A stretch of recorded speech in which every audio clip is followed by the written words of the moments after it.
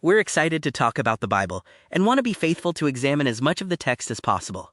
Unfortunately, we can't cover everything in a Sunday sermon, and lots of study and material get left on the cutting room floor. These episodes are our attempt to continue the conversation and cover as much of the Bible as we can. So welcome to the cutting room floor. Hey, welcome to the next episode of Cutting Room Floor. Really glad that you've joined with us. And we really hope these things bless you, these videos.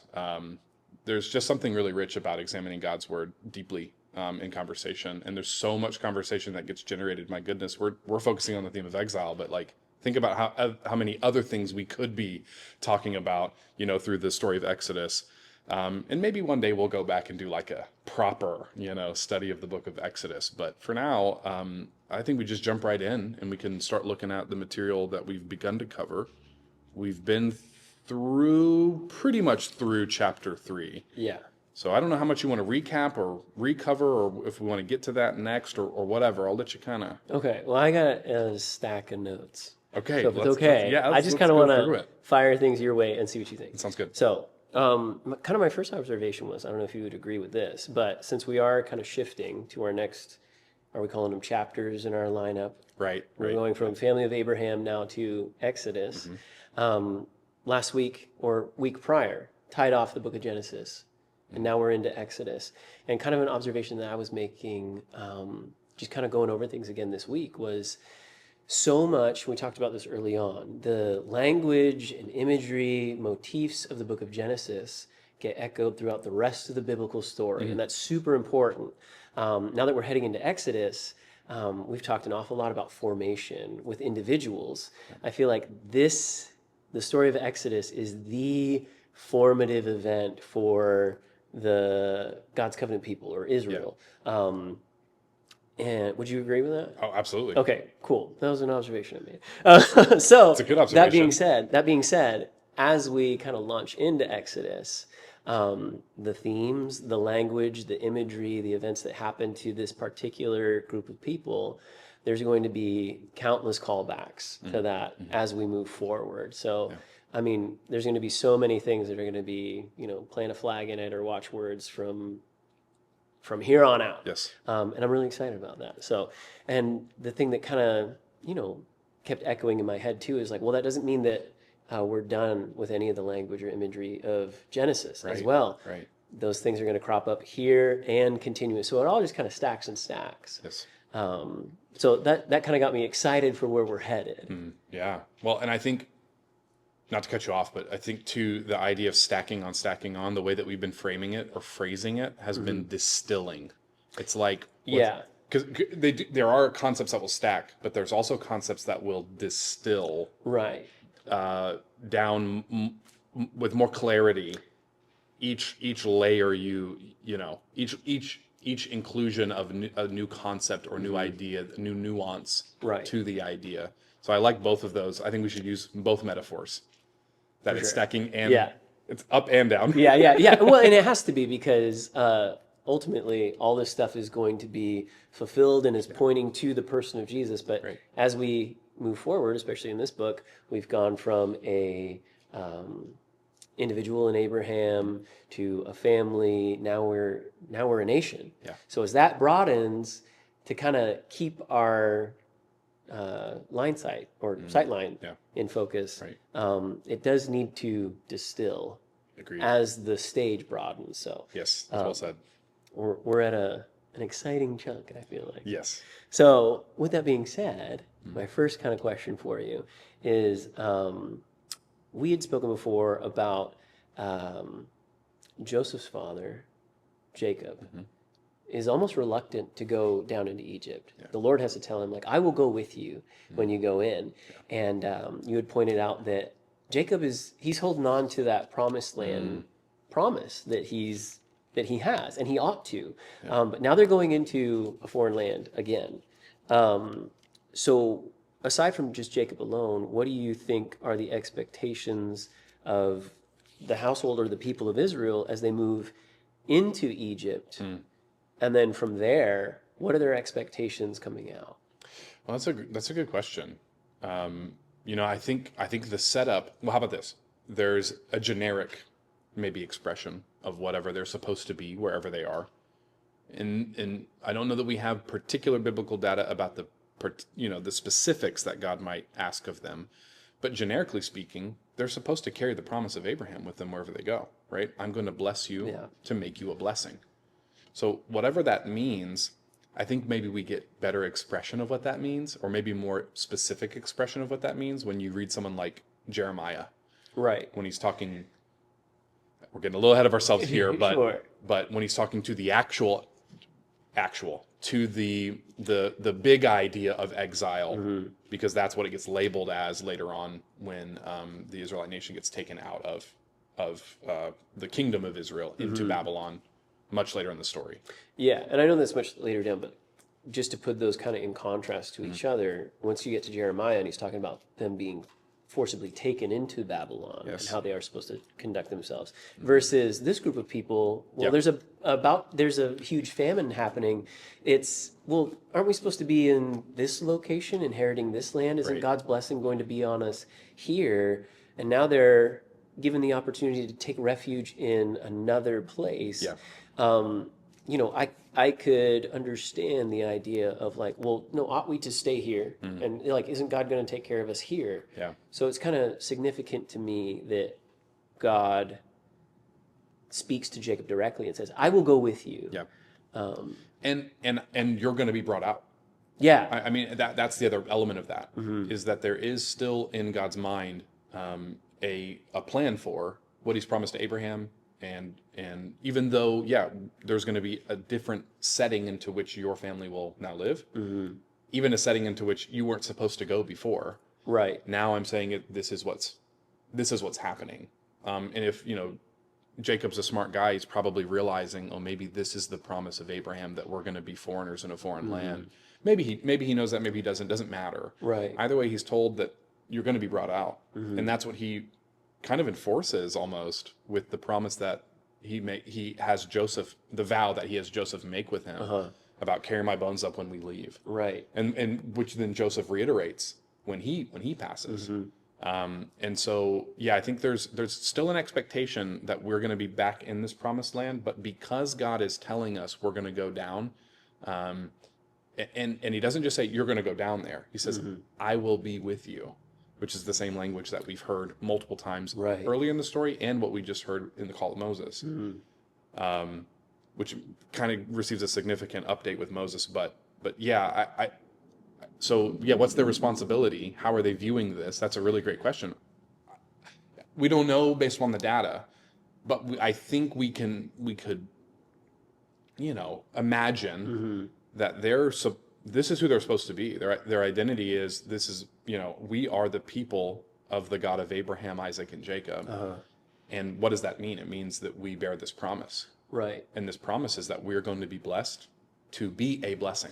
So I could think, if I was going to weigh, maybe the two main thought processes that you could like imagine the people as they go into this land, it could either be like, oh, look, there's this huge famine going on and Egypt has it figured out, but God's chosen one of us as the prominent person to help be a blessing to the surrounding nations. That would be an affirmation of, oh, look, God is doing what he's doing. Of course we'll go there. And I do wonder if it almost has a mentality of like, well, what could go wrong? Yeah. Like Joseph's second in all of Egypt. This you're going to go into a land and be mistreated for 400 years. I wonder if that's at the back of the brain because things look really good. Or, on the opposite end, it might be like, hey, things are looking really good. We have a good position. We're being given the land of Goshen, all this stuff. They're given favor in every degree. I do wonder if maybe it's an act of obedience to say that like, hey, this looks like it could go really good for us. But I remember the promise of our forefathers. But if the Lord's going to go with us, we're going anyway. Period. So, I mean, either one. Yeah, is a solid spot to be in, especially if you're viewing it in a relational sense. Like wherever we are, it's with God, and so that's okay. Yeah. Now, I do think they still have this future hope because that's what God has implanted in them. That's what he's revealed for them. But as to their weariness of possible danger, it's hard to say. Well, it makes you wonder, like, when things are good, do you ever think they're going to stop? You know what I mean? And I don't know, maybe because I'm a realist or a pessimist, I'm always kind of like, yeah, I've been there before. I'm always kind of like, when's the other shoe going to drop? You Yeah. know? But at the same time, like, I don't constantly have that in front of my brain either when things are really good in my life, you know? Right. So maybe it's kind of like that too, where if things are good, they're good. And Yeah. there's nothing else to think about. Yeah. And it's not until things go bad that we're reminded, oh, this is not our homeland. Right. This isn't where we're supposed to be. We need to cry out to the Lord. Yeah. So it makes you kind of wonder, like, do the riches of Egypt, because they're in, it's not like they're second-class citizens. You know, like you said, they're in the land of Goshen. They're in one of the best spots in the whole place. And God bless them with that. So, you know, are they thinking this is where we're supposed to be? You know, Interesting. I don't know. Interesting. I know this is jumping ahead a little bit, but I'm going to do it anyways. Sounds fine. So when they do exit Egypt and they're in the desert wandering, there's all the like groaning and complaining from the people, like, oh, remember we had it so good in Egypt. I've always kind of thought of that as, and I think it is the prominent case, that they're like, you know, we used to eat and all this stuff. We were by the Nile, and you know, look at how good we had it there. I wonder if that is in part a, you know, just gross misconception of like, well, I'd rather be there than where we are right now. Or are they also kind of doing a callback and a remembrance to like, well, when we got to Egypt, we had it pretty good. Right. You know, maybe there's a familial or cultural clinging on to like, we used to be a big deal here, you know? Yeah. Maybe there's an effort to like, well, what if we could stay and reestablish? Well, God won, obviously. That's what I was going to say. Is God's already beaten them. Yeah. Why can't we stay? You know? And I God's already wonder. blessed us here. Why shouldn't we just stay here? Yeah. Yeah, but So I it think makes it a little more complex Sure it than does. just, which I also think is true, than to like, the grass is always greener on the other side. And this one is like, the irony is huge because they were in bondage. because they were in bondage, they were in slavery. Yeah, I think that, well, if anything, it deepens the story, right? Yeah. It deepens our well, because if you were to try to like, you know, extrapolate their experience to ours, like it's not foreign. It's not a foreign idea to feel like, I don't know if we're supposed to go. You know what I mean? Like, like people make decisions all the time to change jobs or to, you know, move to a new state or, you know, or if someone in the family's, you know, sick and we got to go to be where they are. There's all sorts of reasons why people move. We have a couple in our church that moved because God told them to go to an island. And they started driving west and they found Whidbey Island. Nice. And so, you know, there's all sorts of reasons why people move. You can understand the fear that comes along with the unknown. You know, and out in the wilderness, there's a lot of unknown. You know, I know we're a little head here, but that's fine. Yeah. There's a lot of unknown out in the wilderness. And so, yeah, I think it's helpful sometimes. First, we need to go and look back at what the story's actually saying. But then we can, after we've done the appropriate exegesis, Right. it's appropriate to try and say, what would my experience have been like if I were there? Right. You know what I mean? And then try to understand these people as people. You know, they're not just ideas. Yeah. You know, these are actually people who experience stuff. So, yeah, I get that we harsh on the Israelites for their complaints, and rightly so. Right. The Bible depicts them as being a silly complaint. Yeah.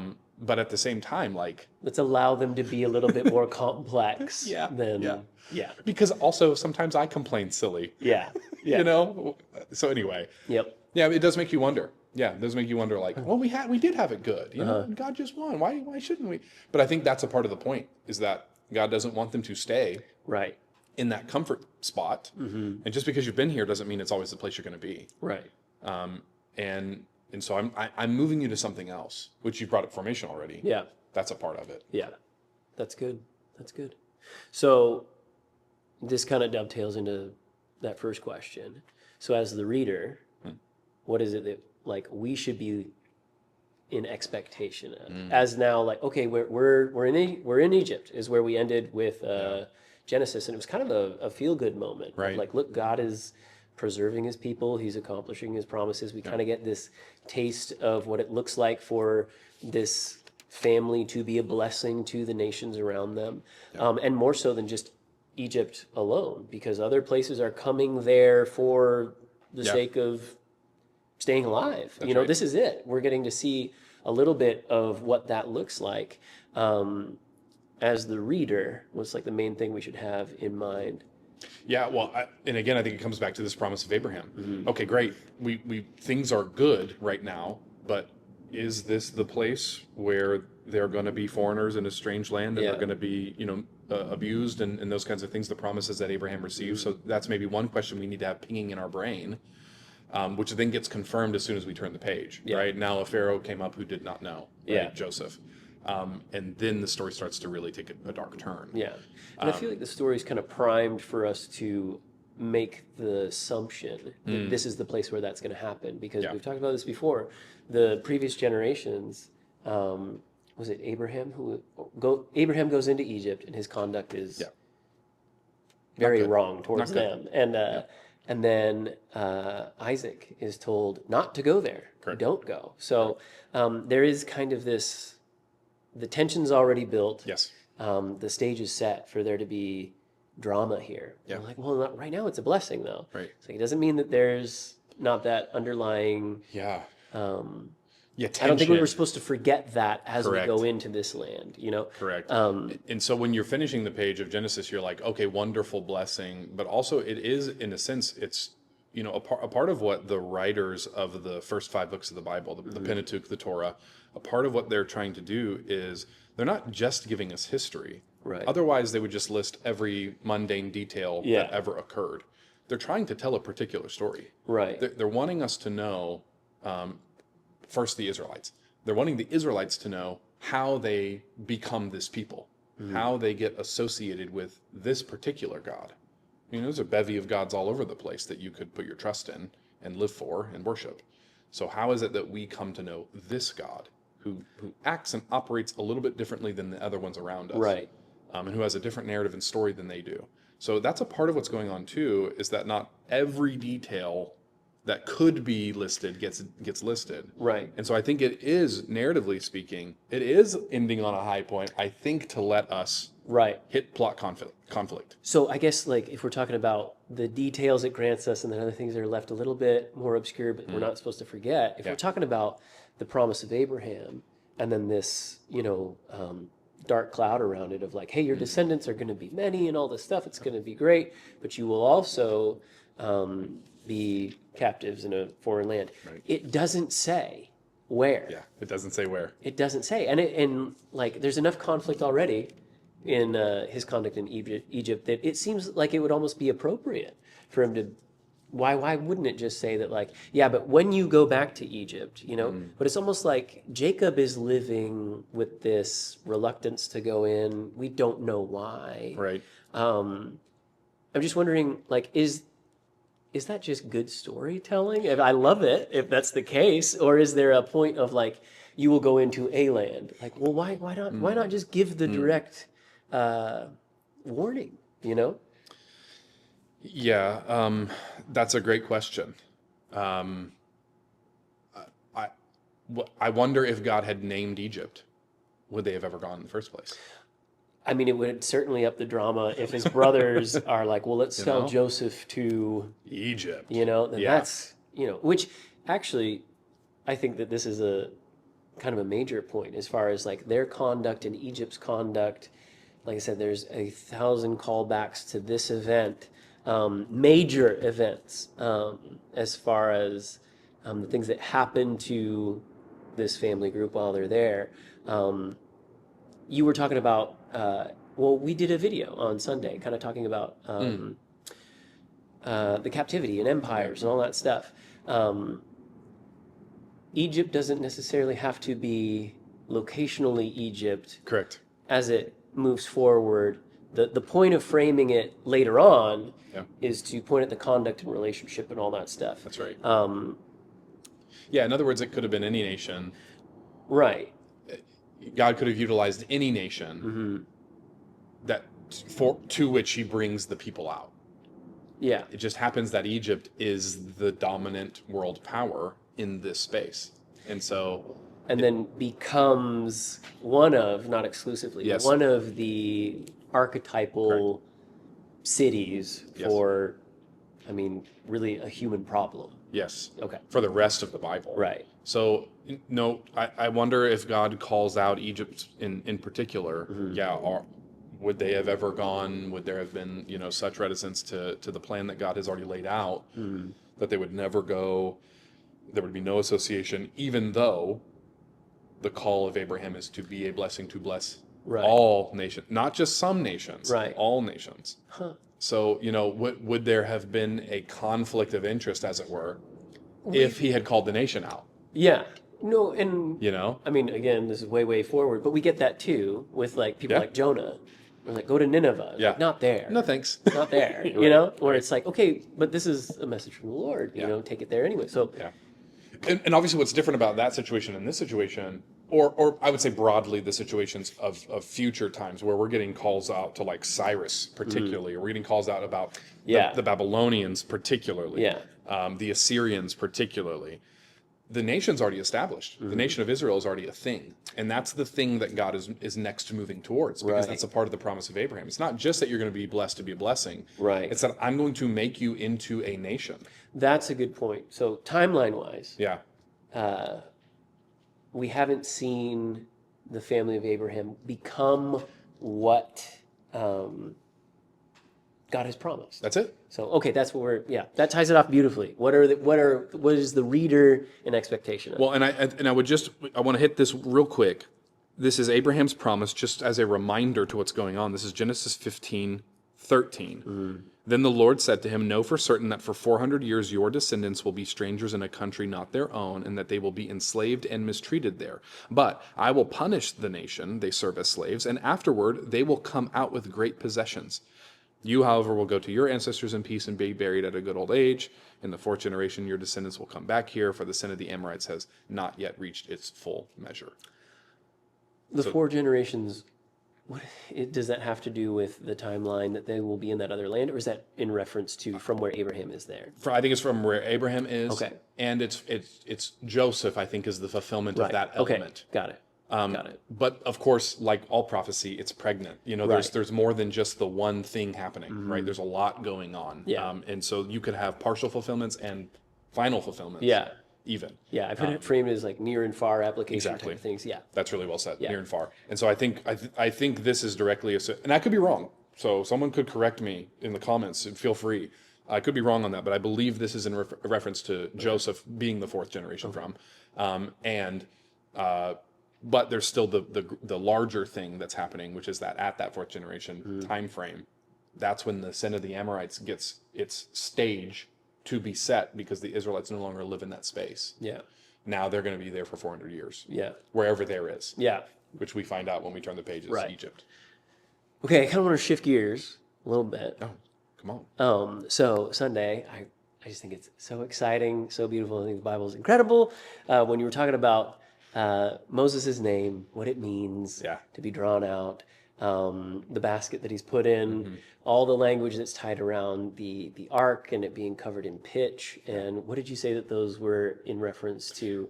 The words for tar and pitch are associated with atonement and covering. Yeah. Incredible. Incredible. So I really, really loved that. But what I wanted to hear more from you about is the name of God. Now that we've made it to Moses, now that Moses is going to hear from the Lord, in my observation, there's kind of this progression that happens as far as the name of the Lord goes. He's consistent, but as far as where we've gotten so far, Hagar, you pointed out before, is the only person in the whole story who gives God a name, the God who hears, El Roy. El Roy. And that was a significant moment. And then we talked about Jacob wrestling with God and asking, "What's your name?" He's like, "Why do you ask me my name?" And instead he, gives him a blessing and a promise and gives him a new name. Yeah. Moses' interaction with God is different, and we'll have more questions about it later. I want to know more about the name of the Lord. Yeah, it's called the Tetragrammaton. I like that. That is the official, if you want to put your scholar's hat on and Tetragrammaton? tie your tie up. Yeah, it's called the Tetragrammaton. And yeah, it's a really interesting word cluster, even or letter cluster in Hebrew language. So I think that's my first question is it even written out as, because I might be wrong about this, is it even written out the same way that you would write someone's name, or is it, the way that we operate? It would tell me something different if I saw your name written down on a piece of paper. It was like capital David, Right. versus if something was like capital D, capital I, capital D. Is it like that? Yeah. The Tetragrammaton is it is a name proper in the sense that like David. But the reverence that was placed upon it as you get into the Second Temple period, because remember, we're coming out of exile in the Second Temple period because we did not obey the covenant. Right. So when we are coming back out of the Second Temple period and we're re-inheriting the land, or coming back into the land, maybe is the more appropriate way to say it. There's all of this formation that occurs, and some of this history is important, even though I'm going a little too far forward here. Some of this formation is important, or history is important to know, because it helps us understand why things are written and said the way they are in our Bibles. The later Jewish traditions were so bent on wanting to follow the covenant, the Mosaic covenant of God, because they never wanted to be sent back into exile again. And so that's when you have the synagogues start to pop up, especially because you've got this diaspora going on. You've got, diaspora means the casting out of an exile. That's what diaspora means. You've got groups, pockets of the Jews who've been exiled all over the place, and they're living in certain, and again, Jeremiah told them to, live in your city, build houses, plant trees, all these things. So they're all over the known world at that time when they're coming back into their land. But as they are doing that, what they're doing is they're forming all of these texts that we now have. And in fact, it's somewhere in the Second Temple period time with Nehemiah, after Nehemiah and Ezra, and Zerubbabel and crew, after that time is when they start collecting what would be considered the Old Testament canon. Right. So by the time of Jesus, we already have an established canon, because the scribes, who are one of the crew that we read about even in our New Testament, Right. the scribes who are those who write down the law and are experts in the law, which, again, we're talking, when we say law, we mean this, but we also mean the prophets, and we mean the wisdom literature as well. They collected all this stuff, and as they were doing that, they wanted to respect the name of God, and not just the name generic. Right. They wanted to respect the specific name that he revealed. Yahweh being his name, his identity. God is a title. Right. And it's appropriate. I'm not saying we're doing anything wrong, but Yahweh is his actual name. And so the reverence placed upon that name in the copyist tradition, and in the way that the synagogues and the Jews would speak that name, they felt it was too holy to even utter. Right. Okay. So they started to say words like Adonai or Elohim, big E Elohim. Right. Okay, because we've got two things going on there, but he's the supreme spiritual being of all spiritual beings. And that's what Elohim means. Yes, a spiritual being. Is like, how does the etymology of the word work? There's a word within there that means God. El. But God Most High. Yes, and to separate him from within a class of gods to something distinct. And the way that you would do that is you would say Yahweh Elohim. So he's God of gods. So that's how you would do that. Or you could say Adonai Elohim, or there's other attachments that you could do. Right. That would describe that. But even that gets shorthanded over time to just be capital E Elohim. We're talking, and context helps us understand too, when we're talking about a plurality, like lower G gods, or we're talking about the one true God, Elohim. So it gets used two different ways, but yeah, it is a proper name, but it kind of gets obfuscated. It's hard for us to see when that name gets used in our modern English, because when we're reading along, we'll see the Lord in all caps. Yeah, that's a moment where the scribes and whoever else, the copyists, put down Adonai instead of Yahweh. But they put it down in such a way that you would know this is where Yahweh would have been used. Right. And explain that to me again. Why wouldn't they just write Yahweh? To respect his holiness. Yeah. That was the intent. Now,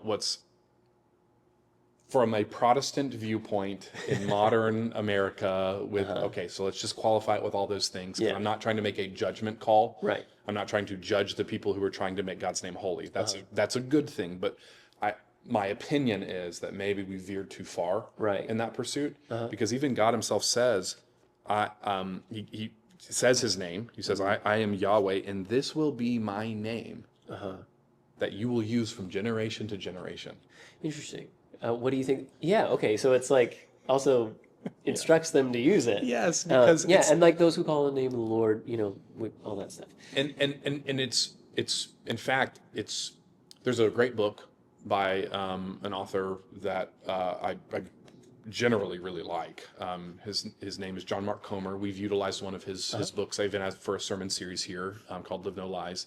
He has a book called God Has a Name, and it's all exploring this idea of God having a name, and how that name, not just calling him a title, kind of changes his category for us. Yeah. He's not just an idea, a spiritual thing that exists out there, Right. but he's rather a person to relate with. So just to kind of wedge into that a little bit, I do think that it's interesting that it does feel like there's a disconnect within, say, like our modern culture and the way that we treat names. Like if you tell me your name is David, that doesn't tell me anything about you. Correct. So when you say like Yahweh is a name proper, you could make the sound Yahweh to me. Correct. Like, oh, that's what we call God. Yes. But it is also a statement about himself. Correct. It tells you something Correct. about the person, which is all over the biblical text. Yes. And is inside a culture that's not my own, that I just don't interact with. So that's something that I kind of want to be aware of and dialed into. And because we can't belabor the topic here necessarily, I would recommend the Bible Project's podcast number 343, episode 343. The title of the episode is "What is God's Name?" and it's a re-release in honor of Michael Heiser. Nice. And Michael Heiser is going to do a long conversation with the two podcast hosts, and they will talk specifically about God's name, and how important it is and what it means. I could sum up, though, why names are so important in the biblical text, because, well, they're even important for us. Right. They're even because they do mean something.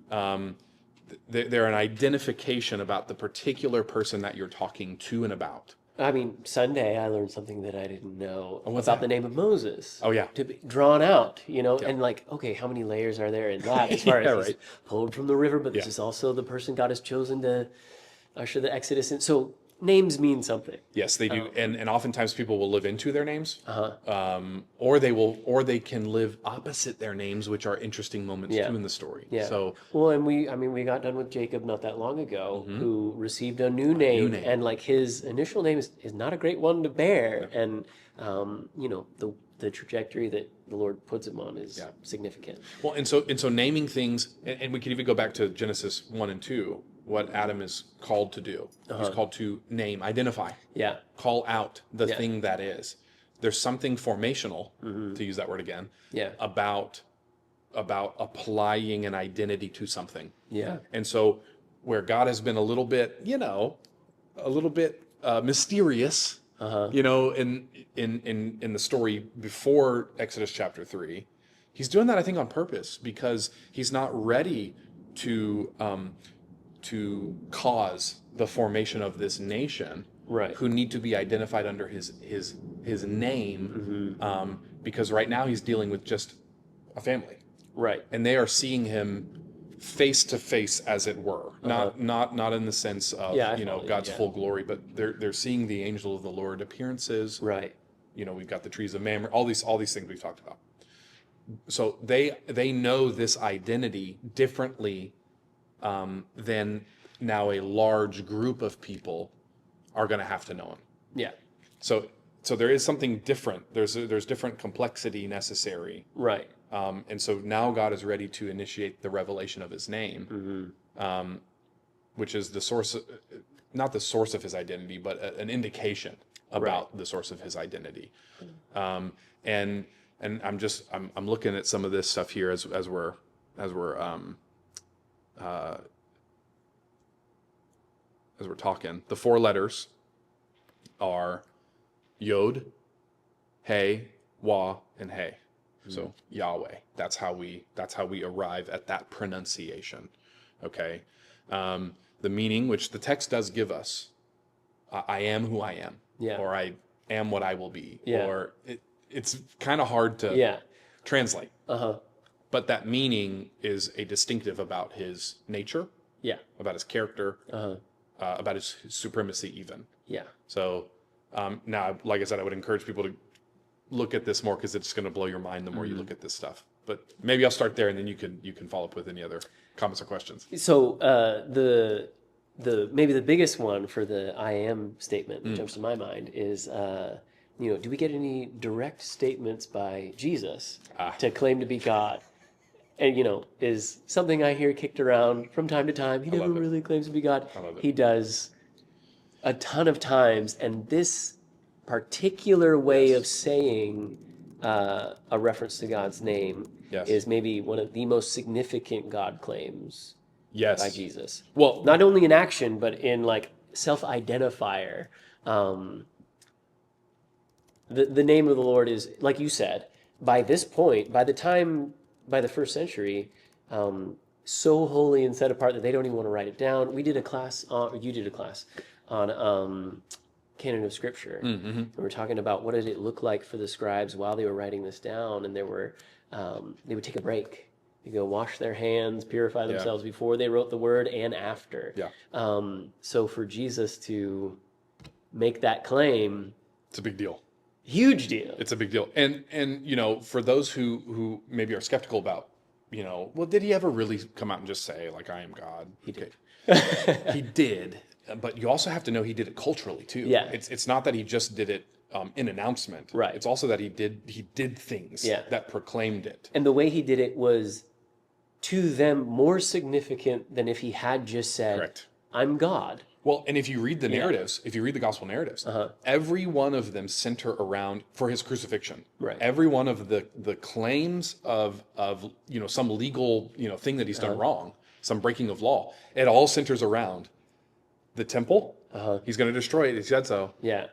But more importantly, he's claiming to be God. He's blaspheming. Yeah. So I understand that maybe he doesn't, for our modern English eyes, come out and say the thing as transparently as we wished. Now he does do that sometimes, though. Like for instance, John 8:58.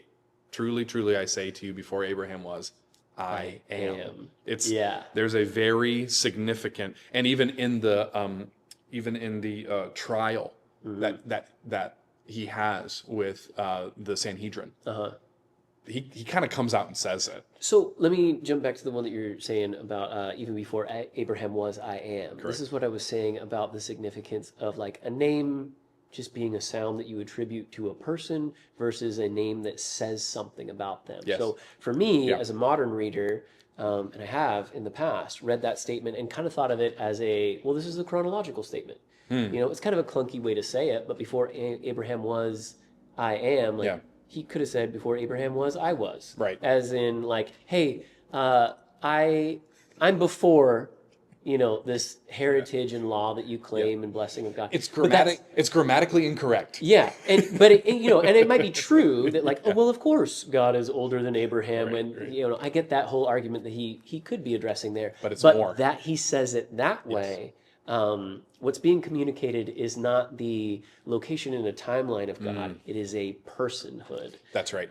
That's right. It's an identity claim. Yeah, I mean that's what it comes down to. Yeah, and now, along with every identity, because like, how about this?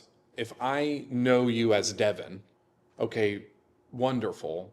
That at least lets me be able to talk to you and to think of you when I think of you. Yeah.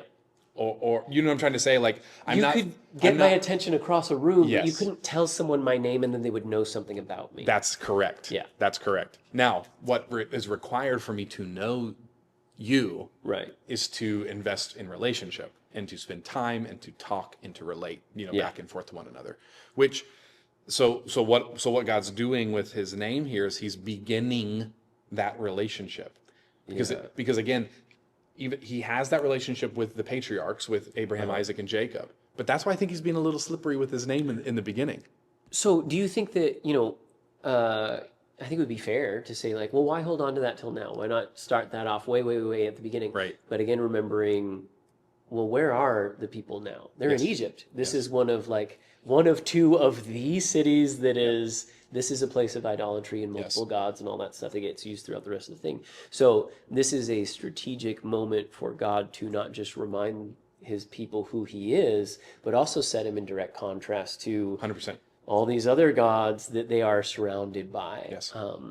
Yeah. So God knows when at what time in the story it is appropriate to reveal what next element. And I know I said that that's not quite clearly said. Yeah. I'd probably write that better if I had an afternoon to think about it. But I think that's true in the story, writ large. Not just for these elements of the story. Like as you're reading the Old Testament, you're getting revealed more of a picture who this God really is and what it is that he plans to do. Right. It's not all front loaded, on the second page of the Bible after sin. You know what I mean? Yeah.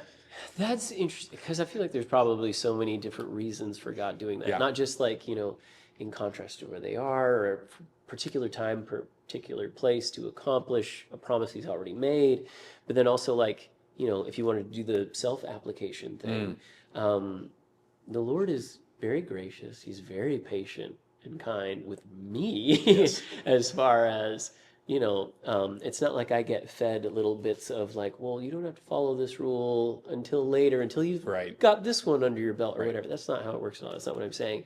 But that it's the idea of formation. Yeah. This people group that he's working on, or as me and an individual, I might have growing convictions about things that were on the back burner for me that now could weigh heavy on me as far as like, you know what, I want to be more reverent about this thing. Or I want to take this more seriously as an individual. I think for a group of people, we've watched the family of Abraham grow and is now at a capacity where it's essential for them to identify and know their God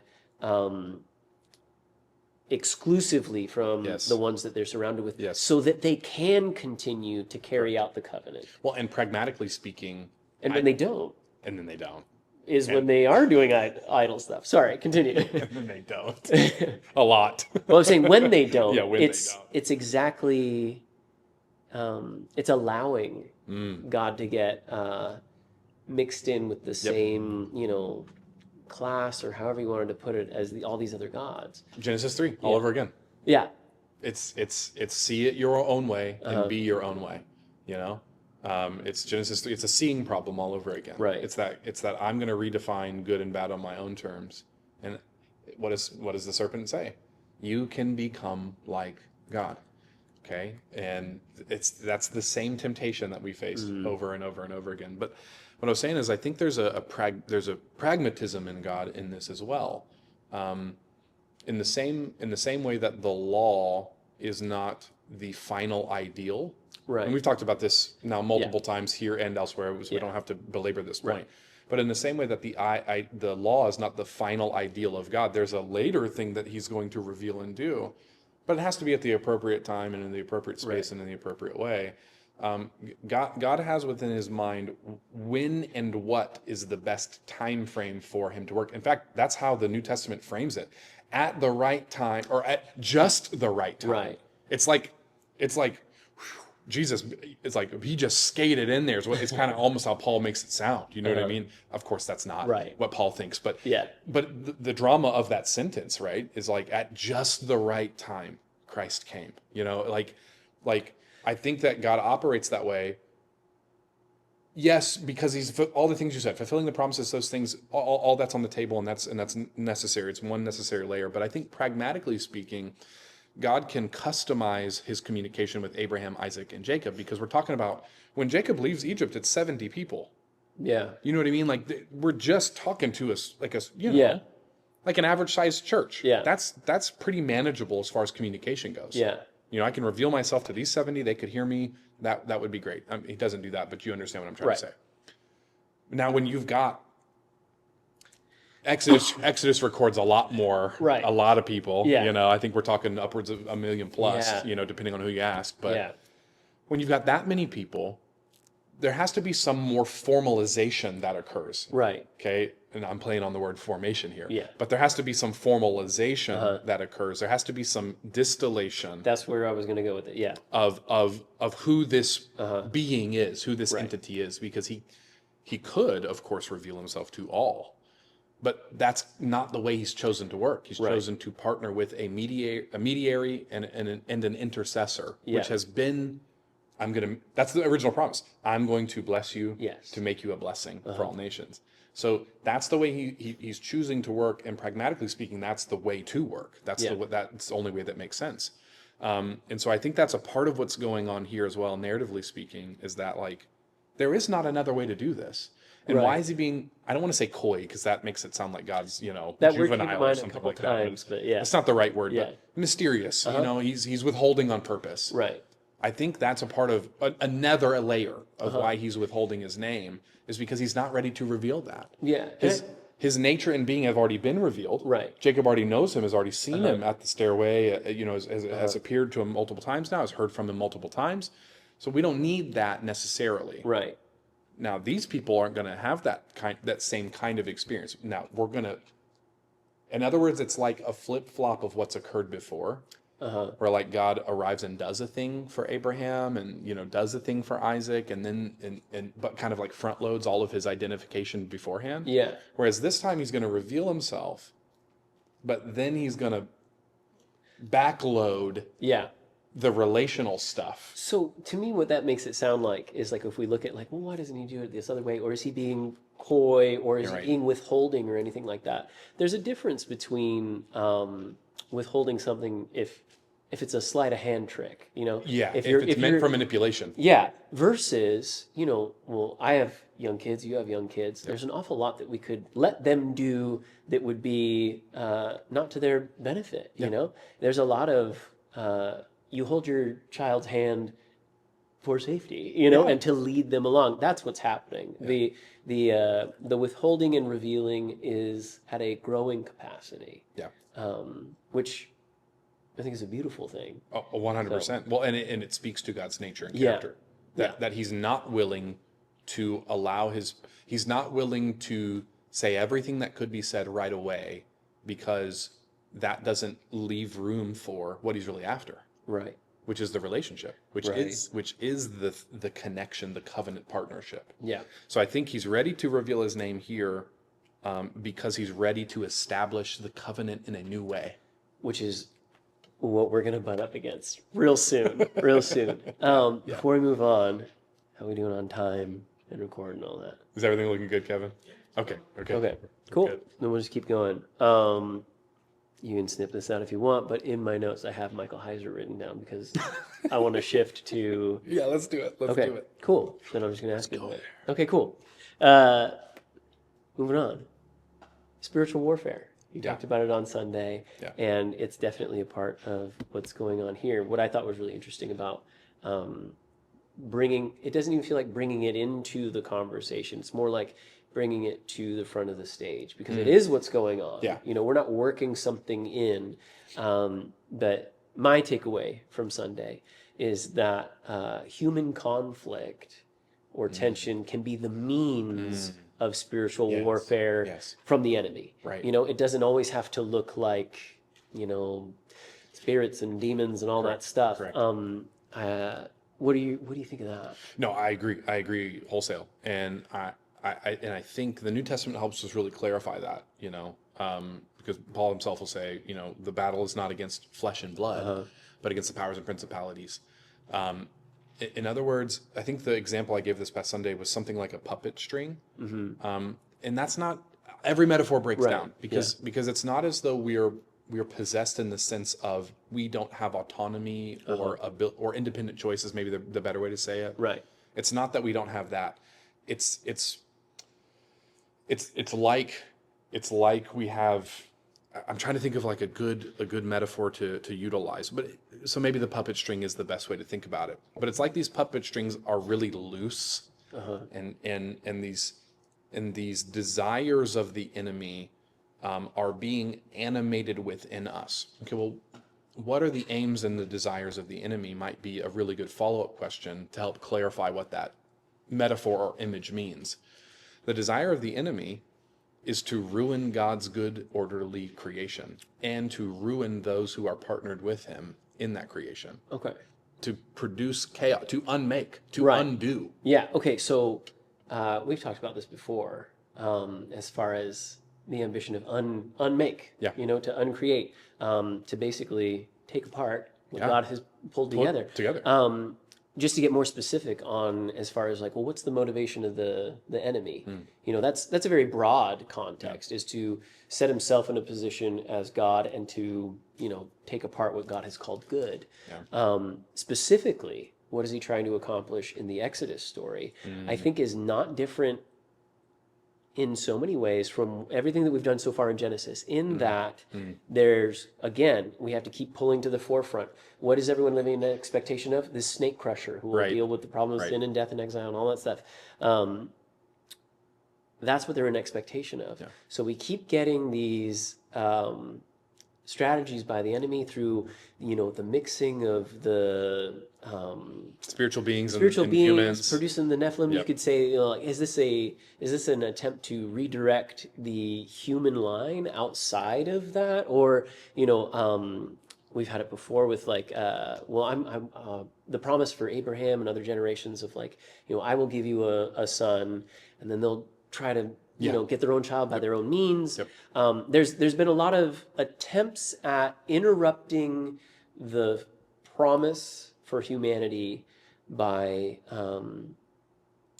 I guess, interrupting the childbearing process or whatever. Absolutely. I don't know how else to say that. So one of the main things that happens during their time in Egypt is when Pharaoh gives the decree to kill all the baby boys under the age of 2, or if they are born, the midwives are supposed to kill them, and they don't obey, which is great. But that's what I'm saying is this, in one sense, when we read, what chapter was that in Genesis, where the Nephilim are produced? Or 6, chapter 6. 6.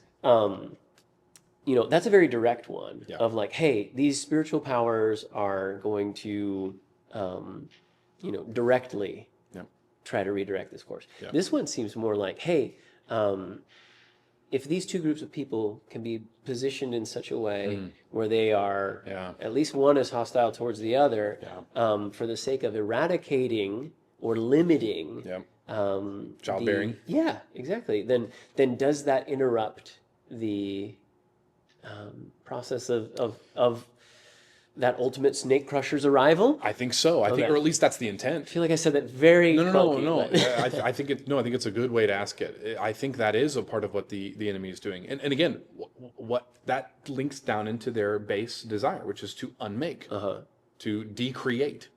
Because what is childbearing but creation? Right. Creation, of course, contingent, but still creation nonetheless. And through that creative work, God is going to bring about a defeat of the enemy who wants to decreate. Okay, so that's like, if you wanted to put it, kind of like, I don't know, stiff, kind of dusty language, that might be the way to frame the story. But I think that is the way the enemy wants to, or at least that's the motivation. So then the way that they're doing that, they've now tried a couple things. We've tried, just full on, like, here's a serpent in the garden talking, okay? We've tried to muddy up, like you said, with the Nephilim. Right. Try to muddy up the line, and how, what the distinction would be, the children of the serpent versus the children of woman. Yeah. Okay? And so we've got that kind of conflict going on, Yeah. okay? Then we have even the Tower of Babel, where we've got an empire gathering together who have a false narrative, who are going to try and become like God, but now as a collaborative instead of just an individual. Which, pause right there real quick, because we just talked about it. What do they say that they're trying to do when they build the tower? To reach up to the heavens. And do what? To give themselves glory. A name. A name. Yeah. Oh, I love. I got you. Yeah, I'm using generic ideas. You're using the specific. I'm saying very specifically. To make a name for themselves. Yeah. So There's something interesting I there. got you. There's something interesting there to explore. But yeah, okay, so these have been the attempts. Now, but how has God responded to those attempts? Okay, first off, I'm going to limit the ability of the serpent. You're going to crawl on the your belly. Right. You're going to be cast down to the earth. Okay, so limited ability. Next rebellion, we're going to do a flood.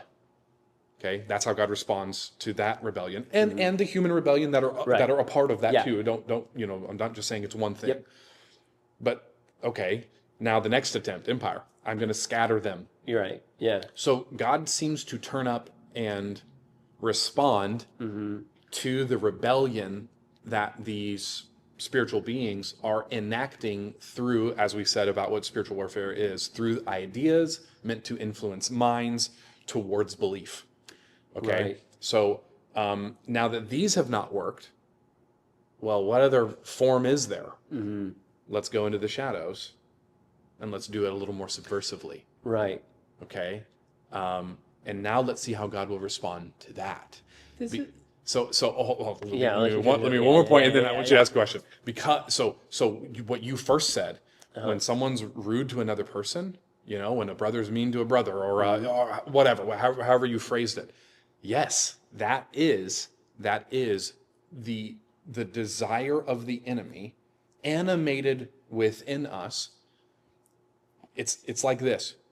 We're partnering or colluding with the spiritual enemy to accomplish what their will is. Right. And they know just how much to influence or to take their hands off in order to see their desires fulfilled in us. And so it's like they're working alongside our desire. Right. Because now what I'm not saying is that spiritual warfare is the devil inside of me making me do a bad thing that I don't want to do. That's not what I'm saying. Yeah, I think that gives him more credit. Way too much credit. Yeah. Way too much credit. Okay. So it's like the spiritual beings are just hitting me with ideas just at the right moment, helping my eye to notice a thing that maybe I wasn't paying attention to before. Using an algorithm created by humans that's dedicated only to profit to try and make me desire a thing. So you get what I'm trying to say. It's not as though my own desire is being overtaken like a puppet on a string. Yeah. Any means will do. Any means will do. Yeah. I think any means will do. I'm going to do it, Lewis. Even if the means are to isolate me from the truth. Yeah. So it's not always an intrusive thing. Sometimes it's get the truth out of here. Right. So okay. So anyway, I just wanted to answer that main point that you were making, because God's desire is that we would not be those who decreate with our actions and words towards one another. Those who would not assent or give into sin, but would rather, like he told Cain, master over this crouching animal that wants to have you. Master over it and take control of yourself and do what is right and righteous. So as you were explaining that, then where my head went was, it is eerily similar. It's a counterfeit to the way that I'm meant to interact with God. Thank you for saying it. In that, if I am allowing God to direct my eyes and my action, if I'm listening for his direction, all that produces life. Yes. And so, that to even think about the way that we, like we were saying, any means will do, with the way that we treat the act of like idolatry. Obviously it would, a very direct one would be like, well, don't bow down in front of this statue and make your own God and all that stuff. Also, I'm talking to myself, don't let my own eye, my own heart be directed to desires that don't produce life. Or allow myself to be directed by other powers that aren't God. So the action of the human individual is very similar. It's who are you allowing to direct your conduct? I got very excited about that, and when you were explaining, it was like, this is very close to what I ought to be doing. It just depends on who the director is. Who am I allowing to have influence? And it is either walking with the Lord or idolatry. That's it. So the other thing that I wanted to jump on was, if any means will do, or you said it, they've done it in very intrusive ways, or now we're going to do it in the background. Let's step into the shadows. That's not even a chronological problem. You know, you don't have to be at a particular time. Nope. An easy one to compare it to would be like, I mean, you can talk to any missionary who goes other places than here, Right. or the West dominant, where, you know, the materialist view is the broad one and all that stuff. They'll talk often about, you know, spiritual warfare or people's readiness to, Yes. you know, connect with this God, that God, or there's demons here, whatever. There's a awareness of the spiritual realm and a willingness to interact with it that's very foreign to my cultural and experience. Does that mean that I'm not susceptible to those things? Like, no, it means that they use everything else around me to, you know, direct me to death. And it might even be to an advantage.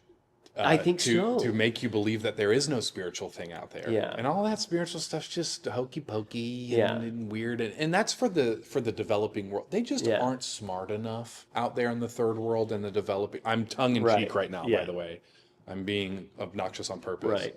They don't know any better. You know, they're just Stone Age people still. But we know better. We have an enlightened whatever. Yeah. It might actually be a spiritual advantage for the enemy. I think so. To get us to that place where we just don't think anything spiritual is real. Yeah, I think if you can get people to quietly quietly and willingly walk to the grave, then that'll do. That's better. Yeah. Or it's easier. Yeah. I don't have to manage Yeah. you with as much much hands-on. Yeah. I don't have to micromanage. I don't have to do those little touch points as often. I can just get you to believe a lie, and if I get you to believe the lie, then you're just going to live it out. Yeah. And now I just get to look in and say, okay, doing good. Yeah. That's how the enemy wants to operate. Yeah. Okay? Now, I love that you brought up that it is akin to how we are called, like by Paul, to walk in step with the Spirit. Yeah. Or like Jesus says, my worshipers will come to me with spirit and truth. They'll worship me in spirit and in truth. It is very much exactly like what you said. What the enemy is trying to do is a counterfeit of what God is always intending to do within us, which is to partner with us in spirit. So we have a spirit, and there is the Holy Spirit that are supposed to relate and connect with one another. Yeah. And that can happen in a myriad of ways. I'm not trying to say there's some exclusive way that happens. Yeah. But maybe the normative expression as dictated by the New Testament is that we connect with the Holy Spirit through the proclamation of the gospel message, which is that Jesus is Lord. So that's number one. And then after that, what we do is we're supposed to, as Paul would say, think about whatever is noble, lovely, true, praiseworthy. You know, we are to dwell on, repose in God's word and in his truth. Yeah. So that the orientation of our mind, because again, what is spiritual warfare? It's the realm of ideas. Right. And that's what we looked at 2 Corinthians this past week. Yeah.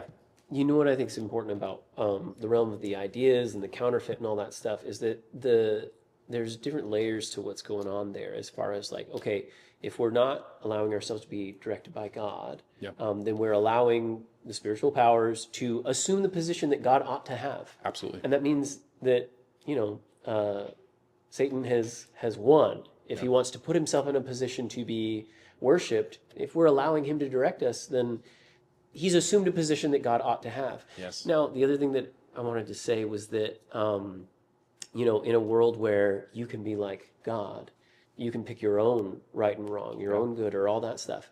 What is not happening when you're being directed by, you know, other spiritual powers, or however you want to frame it, is that you are now given a selection of goods that you get to deem as right. And there's, you know, many goods that you could pick. And if they just don't happen to be in line with God, well, they're still good.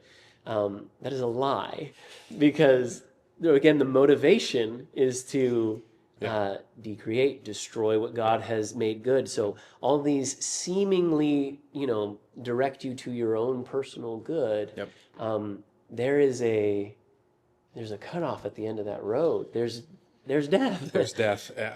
And so let's bring it right back to the very first thing you said. It might feel good to me to lambaste someone else because they did me wrong. I might feel self-righteous. Right. I might feel justified. It might feel appropriate for me to apply the justice that they deserve Right. from what I'm saying to them.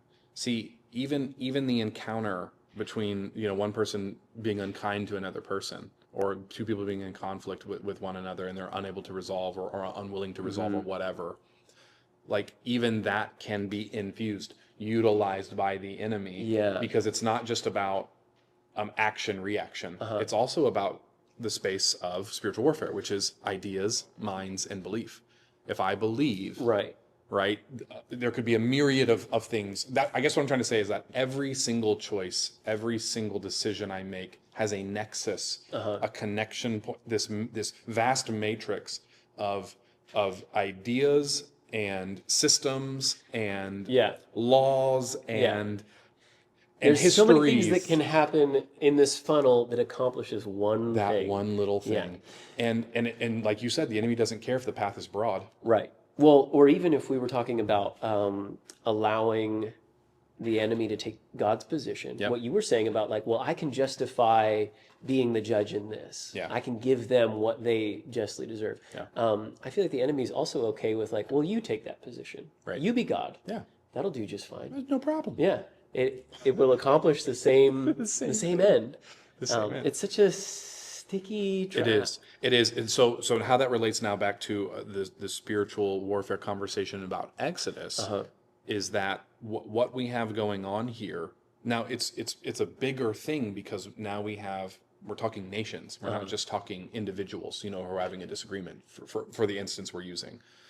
But now that we're talking nations, is it that a nation can be influenced? You better believe it, because cultures can be influenced and societies can be influenced by the passing along of ideas. Yeah. And then ideas can go viral. That's know the it. language we know. Yeah. And so that's what we're dealing with here is a false idea about what prosperity and human flourishing looks like in the empire of Egypt. It looks like on the backs of slaves. Yeah. That's how we'll accomplish this. These outsiders, these nobodies that we don't know, Right. they will now take the brunt of the work to benefit us, and they don't get blessed. Yeah. Which is not God's ideal. God's ideal is that all people, the way he sets up his world, is that everyone has enough. This is what Jesus says over and over again. Yeah. Don't worry about tomorrow. Yeah. I mean, look at the birds. Like they don't store up, Yeah. They have what they need. Look at the flowers. They're dressed more beautifully than Solomon. Like he's countering this idea of scarcity, that there's not enough. Yeah. And I have to carve out my niche or whatever. Yeah. And I feel like I've heard you say that multiple times on Sundays about the, trusting that there is enough. Right. And what that ought to produce in me, because like you and I, we live super comfortable Absolutely. lives. Absolutely. Saying, you just have to trust that there's enough to someone somewhere else who's starving. Yeah, that's a much harder. It is much harder, but it doesn't undo the truth. And what that should prompt in you and I is a open hand to give what we have to someone else. Because it's easy for us to identify how the enemy would use the idea of scarcity to subject another person. It's harder for us to see how God's way of seeing the world as a place of abundance and enough, prompting me to love my neighbor such that and it should make me free to do so. You got it. Yeah. You got it. So it turns out that everything is spiritual warfare. Yeah. You understand what I mean. Yeah. I don't mean to overblow that idea or make much more of it, other than to say everything comes down to what you believe. Yeah. It just does. Yeah. And some of our beliefs are so instinctual, they're so embedded within us that there's no filtration anymore.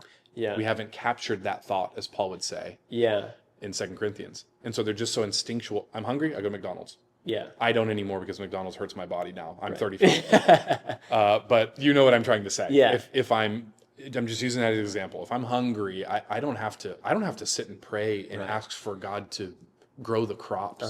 You don't have to do any of the work now. Yeah. Your self-gratification can happen like that. And food is just one example. Yes. But to jump us back into here, spiritual warfare happening all the time. All the time. And that doesn't mean that the devil's making you do everything. We've already said all that. Yes. Any means will do. Any means will do. But to zero back into yes. here. Yes. what's going on in Exodus in particular, Yeah. I have a few different things that I want to like tug on to say like, oh, is this what's fueling the drama? And one of those is kind of the run up to the position that they're in now in Exodus. So when they go into Egypt, Joseph is second in command of all of Egypt. He's, huge and important. They get given the land of Goshen. Yep. But it does mention, it's not like they just show up and they're like, we have no idea who you guys are. They have no opinion of the people of Israel. It's very clear that like there's a few different things that they will and won't do. So when Joseph's brothers arrive in Egypt to eat with them, Joseph is posing as an Egyptian and doesn't eat with them the first time. And it says that for the Egyptians to eat with them would be an abomination. So there's already a this weird distinction between the two of them, this Yes. unwillingness to mix. And then on top of that, before his brothers come and finally settle there, there's this interesting conversation that happens around, what is it that they do? Well, they're shepherds, and it says that, well, to the Egyptians, That's gross. that's an abomination. So they kind of have this multi-layered thing where it's like, Yeah. they have reason to, reason within themselves to say, like, we don't want to have anything to do with you. They would already be viewed as second-class Correct. citizens or less, but God's favor and positioning of Joseph gives them favor in every direction. Right. So once we enter into the Exodus story, one of the things it tells us right away is like, and then there was a Pharaoh who forgot, or doesn't it say that to Joseph it meant nothing to him? Yeah, then verse 8 of chapter 1, then a new king to whom Joseph meant nothing came to power in Egypt. Yeah, and so it's not like he just looks at a group of people who are living in his land and decides like, oh, they'll do fine. Yeah. Like the tone within the land is already opposed to these people who are dwelling there. So we shouldn't be necessarily surprised, but so there's already tension there is what I'm saying. But the thing that, as long as we're talking about spiritual warfare, there's a big conflict that should be happening between a people who is claiming a one God most high within an empire where Pharaoh is God, is a God. So there's more going on than just like, well, here's the clash between this empire and the people that they have enslaved. There's a clash going on between God versus God, or an attempt, And the way that we framed it this past Sunday was empire versus empire, or kingdom versus kingdom. We can use that language as well, because that is very much on the table. Because the stories that empire tell themselves, are the stories that are then believed, which form their people towards the story they want to live. Okay, so in Egypt's formational story, we are these people who come from these set of gods, and they bless us in these ways if we do these things. Okay, and that's just, we're going to talk about this more. Right. So now what God is going to do as we, advance the pages here and we start looking at like the 10 strikes, the 10 plagues as we know them. Strikes is a better translation, I have but questions about as well. Yeah. Good. So what's going on with those is it's not just God like grasshoppers. Yeah. What else is icky? Frogs. Definitely not. No, there's a specific thing that God is doing per strike, per plague, that accomplishes. But here's what's it accomplishing? Is it just accomplishing the rescuing of the people? Yes. Is it just bringing them out of the land? Yes. But it's not just doing those things. And that's the thing I'm trying to point out, is that in the background, the other thing that God is going to be doing is reorienting his people around the right ideas and the right beliefs. Right. So and I think that's important, and I know we're jumping a little bit ahead here to Genesis chapter 3. What is it that Moses is called to bring the people out to do? Moses is not called to bring the people out to then invade the promised land and conquer it, or to turn around and whip the Egyptians' butts or something like that. Moses is called out to bring the people of God to the mountain of God to worship God. So what God is about, again, in the revealing of his name and what he's doing in this whole story is he's trying to form these people underneath his name, underneath the banner of his name. What's one of the commandments? Thou shalt not bear the name Right. of the Lord in an unworthy manner or falsely or whatever. It's not just about saying his name bad. Right. It's about carrying his name. That's who these people are supposed to Being be. an ambassador, and There's a lot to it. Yeah. There's a lot to it. Yeah. And again, listen to that podcast 343 on Bible Project because it'll explain a lot of this. It'll be very helpful to you. But yeah, what he's doing is he's not just drawing the people out for the result. He's drawing the people out for the relationship. And a part of that relationship is he's got to convince them because they've now lived in this space for 400 years. And I don't care how strong you are, how embedded your identity is from your home country.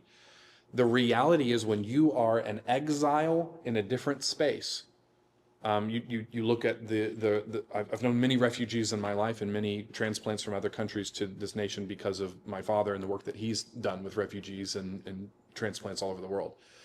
It doesn't matter how staunchly you want to maintain the language, maintain the story, maintain your identity. What happens is if you are in a host cult, if you're being hosted by another culture, the majority culture is going to sway your identity. Right. It's going to influence you. Yeah.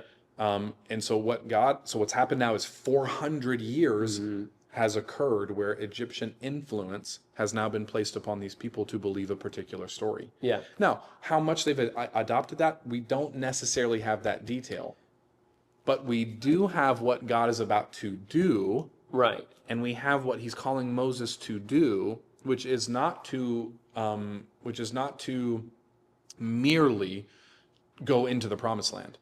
It's first to come out to the desert to worship me at my mountain. Yeah. So there's something in the strikes. These coupled together, there's something that God is doing where he's trying to upend the stories that they've heard and tell them the right one. Yeah. If that makes sense. No, yeah, it totally makes sense. It's almost like, just to keep using the same language we use the whole time, if they've been in this land for 400 years, of course, in many different ways you will assimilate. Yep, you've been formed. And in some ways that, aren't harmful whatsoever, and in other ways that is going to require God to then distill back down, this is who I am, this is who you are as my representatives. There has to be this refining process as he forms the people. And I think that this still relates to the spiritual warfare conversation. Absolutely. Because this is so the way that God will accomplish that is through these strikes. Not only in the physical thing that they accomplish, but in the spiritual and idea that they accomplish. Let's talk about that because it is in my notes. Okay, good. So, as far as the strikes or the plagues is how most people refer to them. You mentioned a minute ago that they're not just like, what'll do, grasshoppers or frogs or whatever. There's again, the imagery and events that are happening in those strikes are telling us something about God, and they're not random or arbitrary or just because they're unpleasant. Can you frame that for me? Yeah. So. And again, we're talking about a nation that has a lot of gods, and even scholars will do their best to try and associate each one of these plagues with a god. It's not always going to be a neat tie. What's the word for that? Would that then be like a polemic? Is that what that is? It is a polemic. Okay. Thanks for supporting us by watching. Don't forget to subscribe and click on the bell to receive notifications when we post. Here's how I've heard polemic, and this is the definition that sits in my brain all the time. It's like the punk rock song that's singing against the man. There you go. And that'll work. And it's kind of like, Makes sense. I don't mean to demean God that way, but that's essentially what it accomplishes. Yeah, the biblical writers are like they're writing a punk rock song. They're coming against the ideas and the formational story that the Egyptians have placed in their empire, and God is coming directly against some of these gods. Some of them would be like the gods of Hapi, which would be Hipi, the god of the Nile. Okay, the god of Heket, I think. It's a Q. I'm not sure how you say it in ancient Egyptian, which is a frog-headed goddess of fertility and childbirth. You've got Geb, who's the god of the earth, and when the dust gets swirled up and gets turned into something other than dust, it turns into something else. Yeah. That's an interesting moment. Yeah, okay, so, yeah, yeah, because the dust of the earth Right, yeah, I breathed got on it. Yeah, okay. Yeah. And I could keep going down the list, and we're going to do this when we get to the plague specific. Okay. But maybe this is just a good trailer for what it is that God is doing. He's coming against the particular gods of this particular nation, but it's not because, who are their names again? Geb, Heket, Osiris, and Hapi, and Noom, and all these. It's not because they are proper entities in the sense that they have Now spiritual they're at war with God. Yeah. correct, as if they have some kind of spiritual flesh, and that is their name that they then get to proclaim, in the same way that you get to identify yourself as this name in this particular history and person. That's not what these gods are. Right. As it turns out that in the background, and the text tells us this, we just have to have the eyes to see it. There we go. It turns out that along with what the New Testament reveals to us and what we find out from the Old Testament, and this is according to a lot of scholars who are out there talking about this out in this space. And so if you're curious to know more about this, you need to go find the book Unseen Realm and read Michael Heiser. Do it with discerning eyes. I'm not trying to say you need to just wholesale adopt anybody's. We don't do that viewpoints. for anybody. Everybody comes subject to this thing right here, to Scripture. But where it's helpful and where it seems to resonate with the truth, we're gonna believe those ideas until we get better information. But according to the biblical text itself and what we have revealed to us in the New Testament later is that these entities are nothing in and of themselves. Paul says we know that idols are nothing, but we know that behind the idol is a demonic entity that is parading as this thing, trying to confuse you or make you believe that there is a proper entity, Heket, Hapi, Osiris, whoever. Right. And again, however you'll not believe in God and believe that a different story will do just fine. And so if in culturally speaking in their format, we've got polytheism going on, well, then the enemy will be just fine to inhabit that identity, even though it's not a true identity. There's not a literal Zeus somewhere. There's not a literal Heket somewhere, or Osiris, or whoever.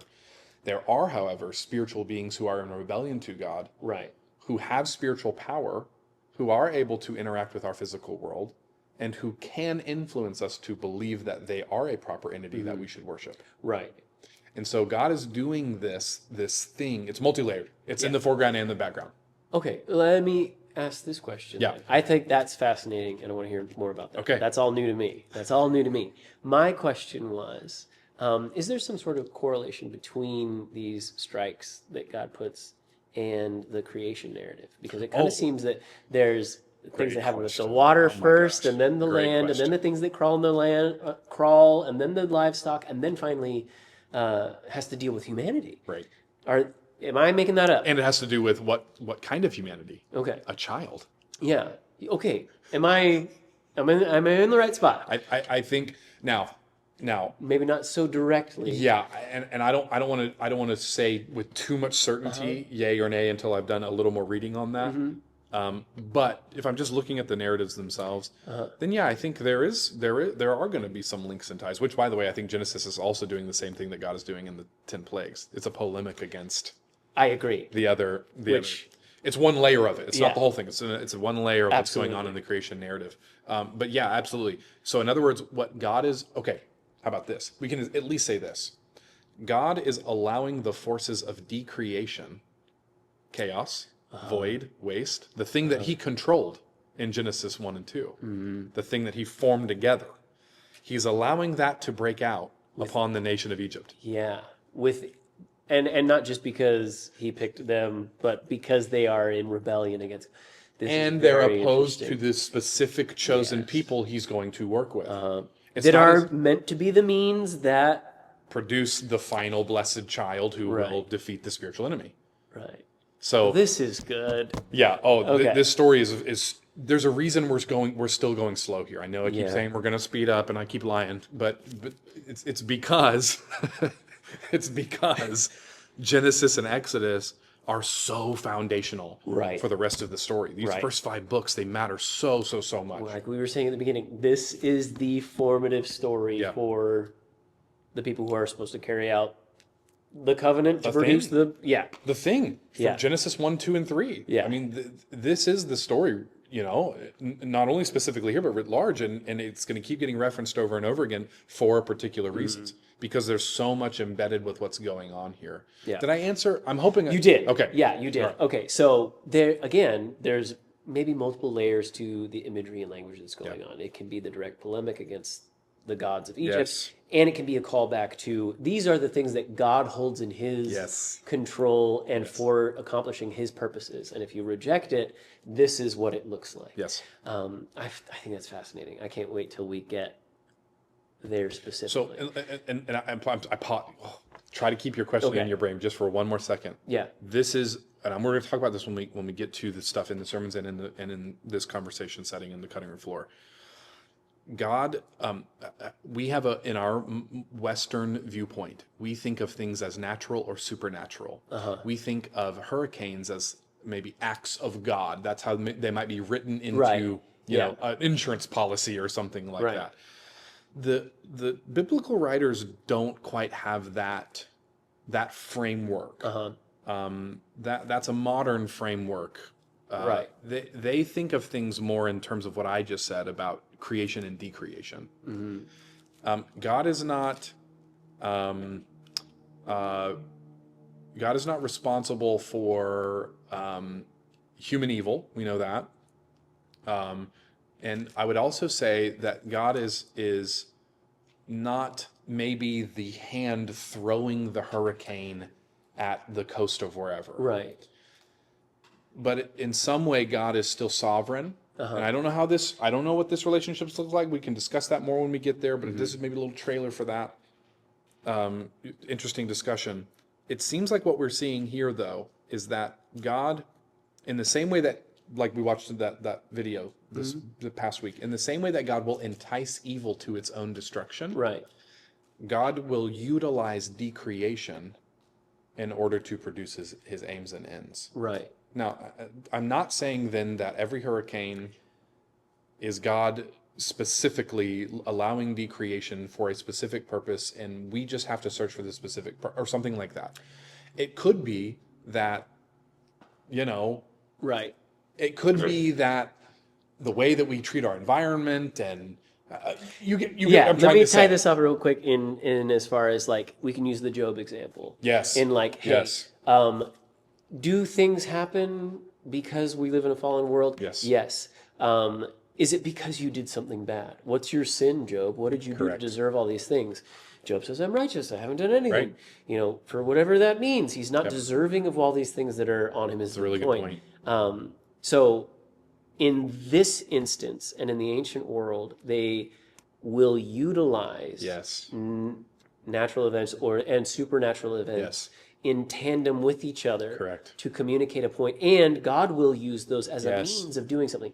Does that mean that every Yes. natural disaster Right. is God administering a punishment? Absolutely not. And I think that ties that one.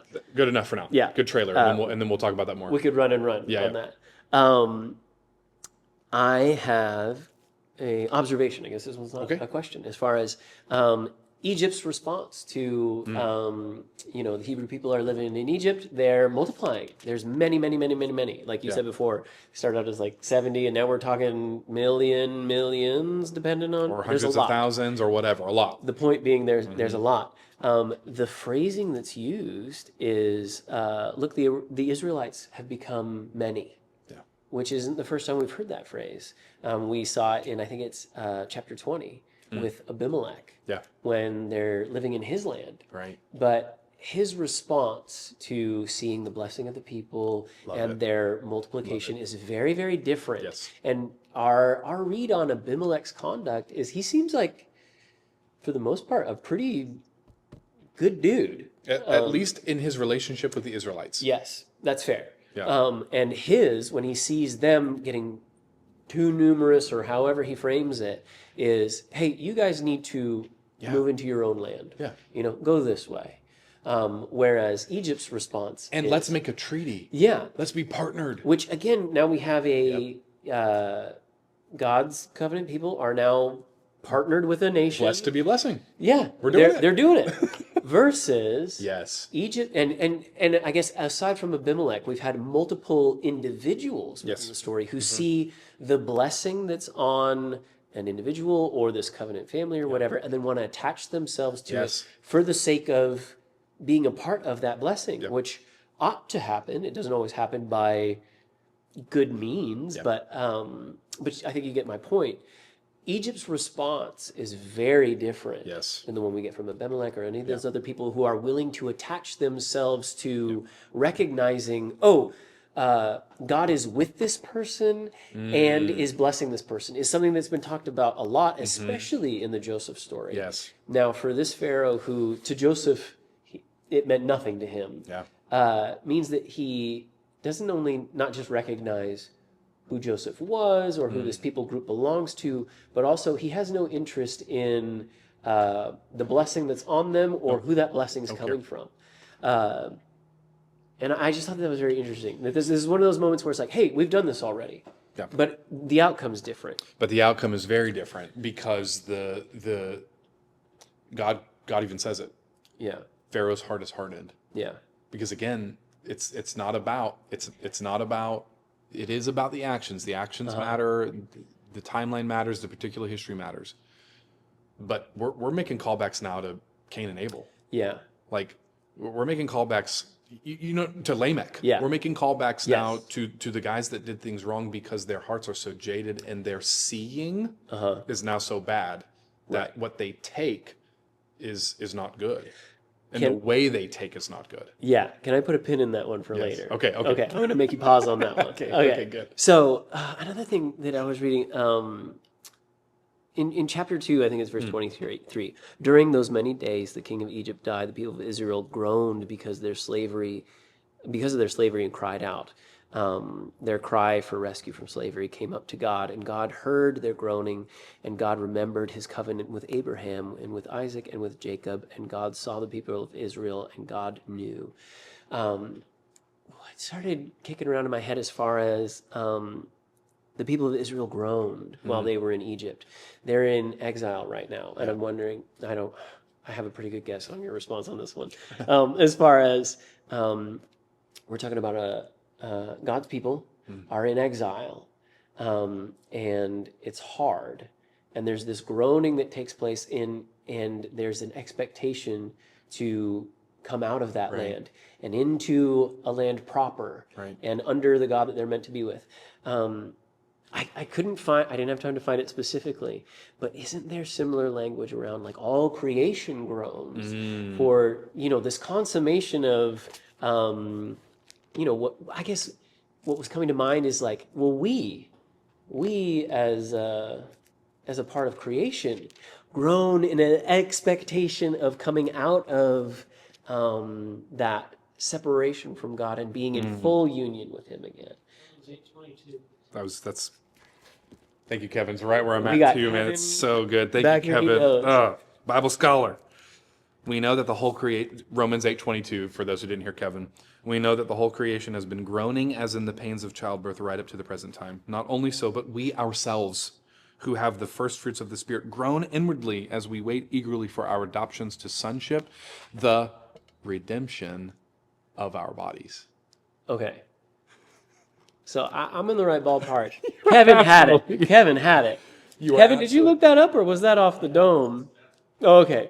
Yeah, no, that's absolutely, and Paul's using Exodus language. That was going to be my point, is the way that, and now that I know it's Paul, now that the way that he said that is a callback to this. 100% is. So the formation that's supposed to be happening within you and I is referenced in this key formative moment for this covenant people. Yes. Which I think is incredible. Well, and again, and that makes sense because is it the covenant that really matters, or is it that we're seeing God's character revealed to us that really matters? Right. Well, one accomplishes the other. So I don't want to get tied up in like, this is the covenant people and this is the covenant. And it's not either or. That's the whole point. One is directing us to Yes. Bingo. Bingo. Great observation. Thank you. Thank you, Kevin. Yes, thanks, Kevin. Great. I'm excited about that one. That felt good. Okay. Here's a question for you. Okay. Okay. So I don't know how much we talked about it specifically on Sunday. I know it was in the video that we watched. But final plague, Yes. final strike, however you want to frame it, is God's going to take the life of the firstborn of every household. Yep.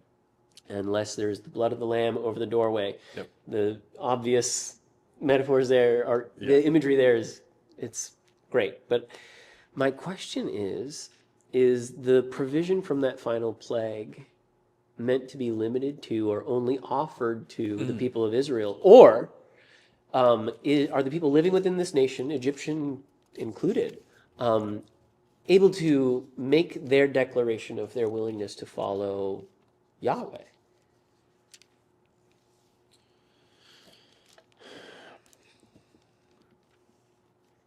Chapter 12, verse 48. A foreigner residing among you who wants to celebrate the Lord's Passover must have all the males in his household circumcised. Then he may take part like one born in the land. No uncircumcised male may eat it. The same law applies both to the native born and to the foreigner residing among you. So this... Yes, it's on. In other words, yes, is It's the answer. on offer It's for on anyone offer. to be covered by the blood. And in fact, when they leave, there are Egyptians that go with them. Okay, I just want to make sure I was on the right track. Yeah, you That 100% God you are. isn't just making a provision for his chosen people because they're his favorite. He's making a provision for anyone who would call on his name. Because it's through their blessing that they can bless others. So It's so tidy. It's so tidy. Now, the other thing that I was noticing with what you just read, because that gave me a more specific imagery. Again, this isn't the first time we've heard that kind of language. So let's think about Abraham and when the symbol of circumcision is first given. Yeah. His household is not limited to thing. his family line. It's very similar to this. thing. There's people from foreign lands, it's everyone. Yes. Yeah, it's great.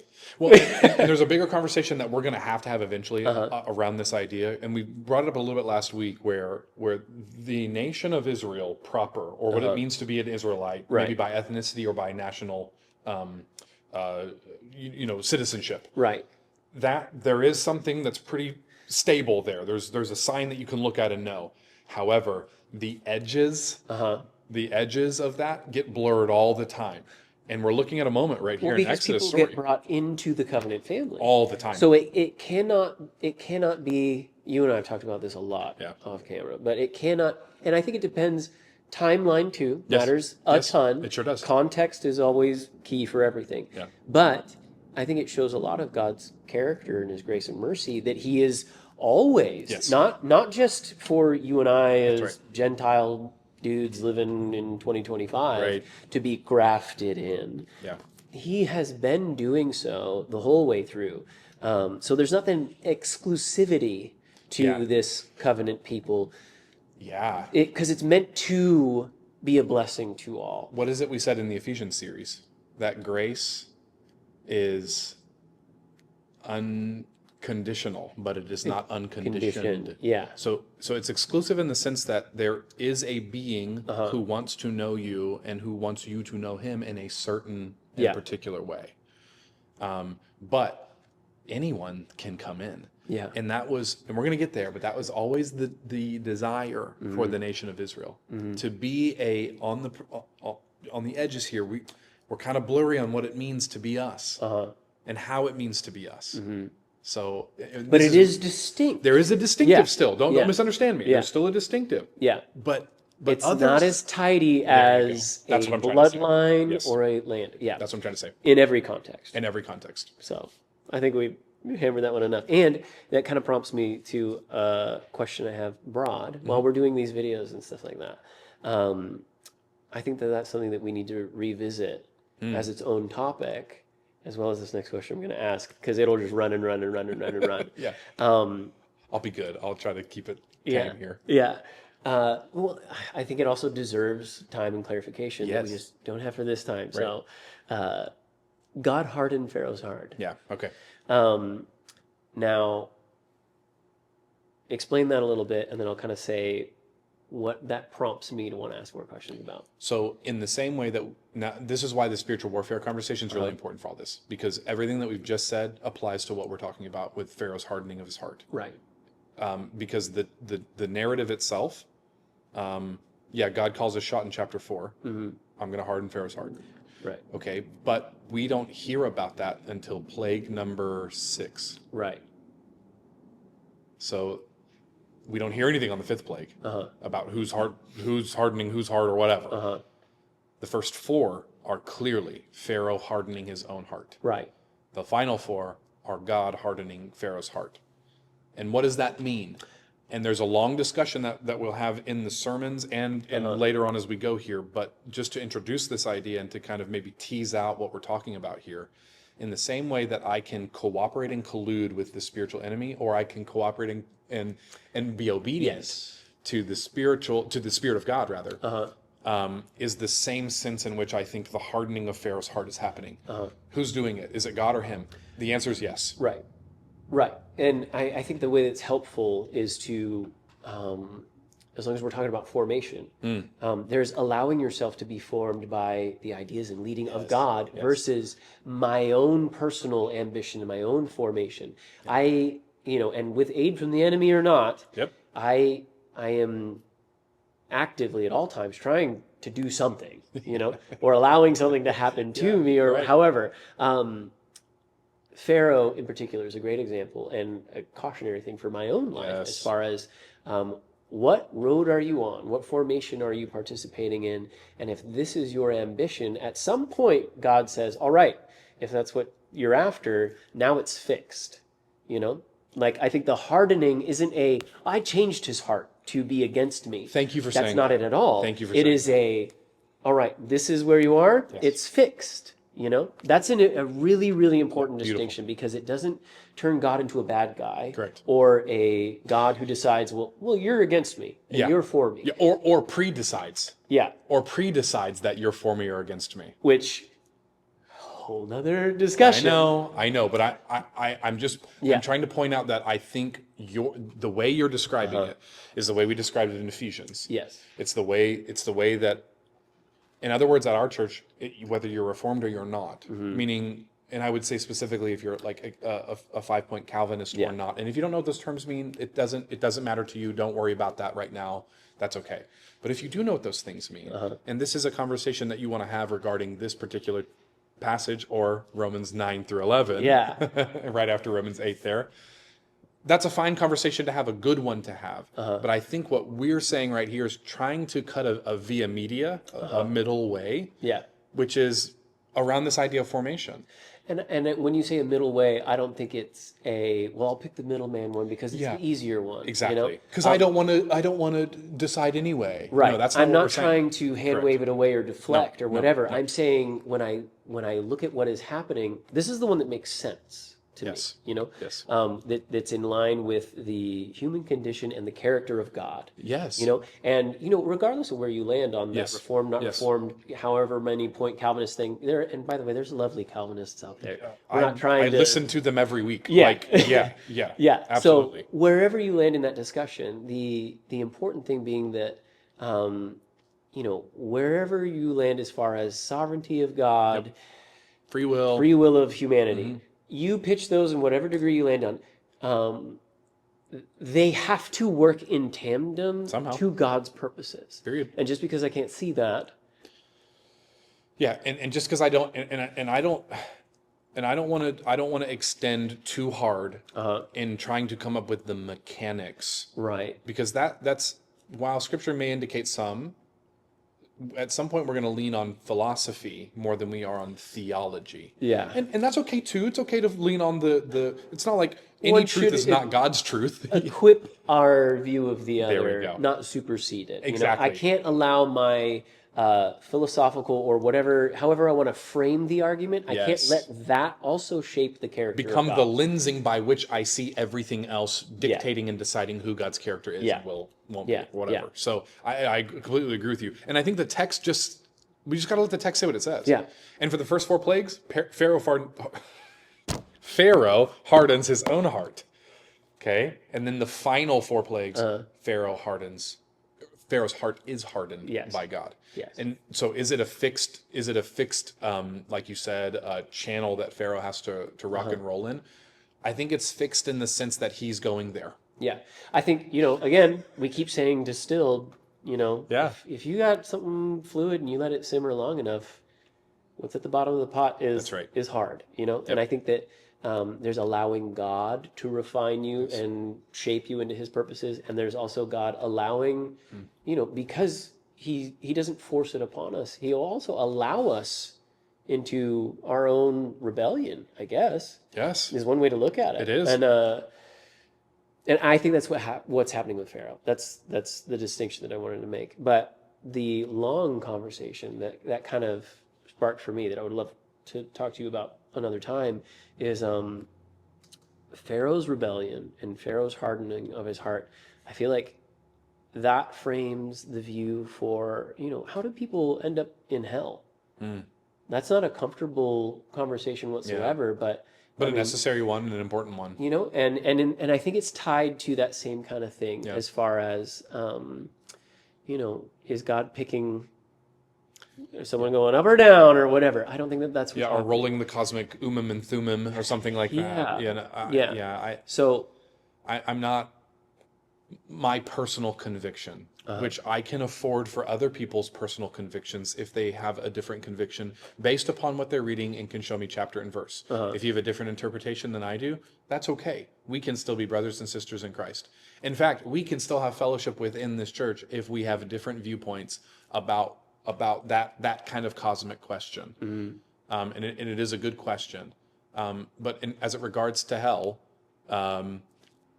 no, I don't think God sends anyone to hell. Right. That's my personal conviction. Now, I believe there is a hell. I believe there is a place where there is eternal separation from God, based upon the decisions and desires of a human, or even a spiritual being as well. I do believe there is that place, and there is final judgment, which Revelation talks about, even Jesus talks about. There is going to be final judgment where there will be resurrection for glorification and resurrection for the damned. Those who are going to be eternally separated from God. Which I like the phrase eternally separated from God, because what else would you call that if God is the source of all life and goodness and being what a human ought to be?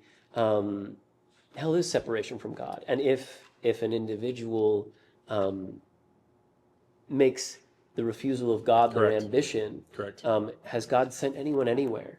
So anyways, that's short form. And we can have a longer conversation on this. And there's a lot of details that I know people want to really get into the weeds about, but I think we should say just essentially the same judgment of Genesis 3 is the same judgment at the end of our lives as well. You will either be brought home or you'll be exiled. Oh, that's a good frame. So this theme is the whole, it really is a part of the whole thing. It's not like we're trying to shoehorn this in. The same thing, we're not trying to shoehorn in, this is what we want God to be, and so this is what, we're not trying to do that. We're trying to take the biblical data as best we have, and we're trying to make interpretation and application based upon that. But we first got to source it from the context and culture. And that's why we're doing all this conversation. And that's why these conversations are so important for us. And again, whatever your ism is at the end of the day, the text says Pharaoh's heart was hardened by himself, and then later on it was hardened by God. And you know what? That's God's prerogative. He gets to influence Pharaoh, commiserate with Pharaoh's desires. And now, having said that, he also offers a grace for the Egyptians to make a way out, for the Israelites to make a way out, and he is going to continue to show himself faithful that way in the story. In fact, when we get the final and fullest self-revelation of God's name and character in Exodus 34, we're going to find that God is not just the God who brings judgment upon the generation down to the third. He's also the God who loves to the 1,000th generation. So, justice is in love. It just is. If someone, was chatting up my wife in an inappropriate way, justice should well up Right. within me, Yeah. and I should go and confront that situation. That doesn't mean I have to punch and be crazy. Right. I get what you're saying. But Yeah. I should step in. Right. Justice is in love, but love is deeper than mere justice. That's good. Does that make sense? That's very Okay. good. Okay. That's very good. That might be a good place to end today, unless you've got more to go on. No, that's the end, and I really like. That's a solid. Did you make that up now? I'm sure I've heard it. Okay. I'm sure it's someone's real good. smarter and better. I'm sure C.S. Really Lewis good. said it better. Really good. 80 years ago and better. So good. Yeah. Kevin, you have any questions? When you were talking earlier about the name of God, Yeah. and you didn't want to say it, wasn't that related to not wanting to break the third commandment? It is, and I think it's a misinterpretation of the taking of the Lord's name in vain, because it's not. Taking is not really the right word there, in the same way that Pharaoh takes the bodies or Eve takes the fruit. Can you repeat his question just so that we can hear it? It was such a good, well-worded question. I don't know. How did you Kevin, you want to come say it in here? say it? How did you say it? He said in relation to when we were talking about the name Yahweh, when they treated it so holy, is it because they wanted to obey the third commandment of the 10 commandments, which is to not take the Lord's name in vain?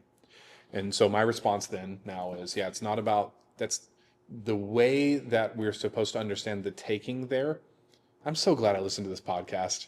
My goodness, because I forget this, a fact comes in and a fact goes out. So anyway, the way that someone like Michael Heiser or a lot of really good Exodus scholars would look at it is they would say that taking is not the right word, in the same way that murder in the 9th commandment or 7th commandment, thou shalt not murder, should actually be thou shalt not kill, should be thou shalt not murder. That's a better translation of that word. In the same way, take should be bearing, carrying. Thou shalt not carry the name of the Lord in vain, or in an unworthy manner might be in English the better way to capture that idea. So it has less to do with, I'm saying, not that it's not that. We shouldn't use God's name as a curse or, of course, that's an unworthy way of carrying his name. But what it means more than that is what commandments 1 and 2 are all about, which is that you shall have no other God before me.